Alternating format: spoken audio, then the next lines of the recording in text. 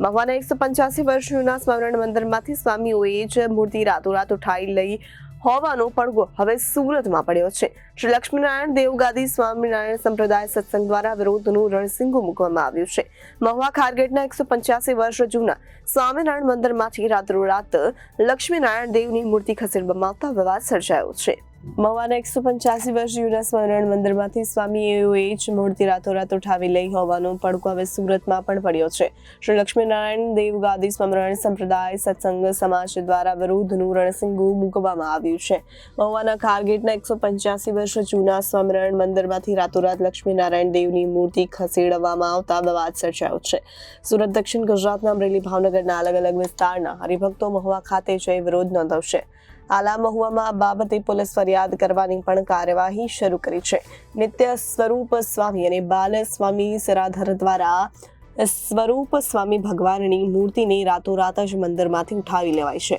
નિત્ય સ્વરૂપ સ્વામી સામે અગાઉ અમદાવાદના મંદિરમાંથી મૂર્તિ ઉઠાવી લીધા હોવાની બાબતે લીગલ કાર્યવાહી થઈ હતી. મંદિર તરફથી લીગલ નોટિસ આપવામાં આવતા સ્વામીએ મૂર્તિ પરત કરી હતી.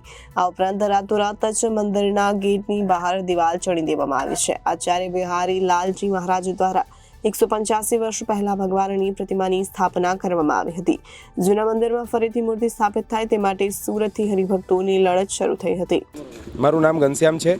સુરતથી અમે સત્સંગી હરિભક્તો અત્યારે મહુવામાં 11 ડિસેમ્બરના રોજ જે અડધી રાત્રે ભગવાનની મૂર્તિઓ ચોરી લેવાની ઘટના બની એ ઘટનાના વિરોધમાં એકત્રિત થયા છીએ અને આ મીડિયાના માધ્યમથી અમે એ મેસેજ આપવા માંગીએ છીએ કે નિત્ય સ્વરૂપ સ્વામી સરદારને એમના મંડળના લોકો દ્વારા 185 વર્ષ જૂનું બિહારીલાલજી મહારાજના સ્વહસ્તે પ્રતિષ્ઠિત થયેલી ભગવાન લક્ષ્મીનારાયણ દેવ આદિકની જે મૂર્તિઓ છે એને રાતોરાત ત્યાંથી હટાવી લેવાનું જે નિંદનીય કર્મ કરવામાં આવ્યું છે. મૂર્તિઓ એક રીતે કહીએ તો ચોરી લેવામાં આવી છે.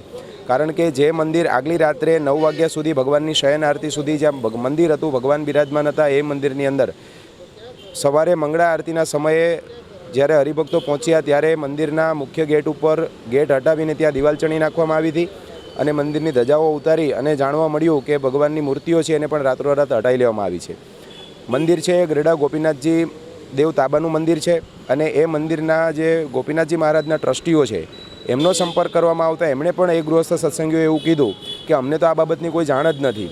એટલે કોઈ પણ જાતના અધિકાર વગર અમારા સંપ્રદાયની અંદર જે સંપ્રદાયના માન્ય શાસ્ત્રો છે એ અને ગુજરાત હાઈકોર્ટની જે ગરડા વડતાલ વગેરે મંદિરની સ્કીમો છે એની અંદર સંતોને આ પ્રકારના કોઈ પણ અધિકારો આપવામાં આવ્યા નથી કે કોઈ પણ મંદિરોની રાતોરાત મૂર્તિઓ ઉઠાવી જવી એવા અધિકારો સંતોને નથી. સંતો એ ફક્ત ભગવાનનું ભજન કરવા માટે, સત્સંગનો પ્રચાર પ્રસાર કરવા માટે આવે છે.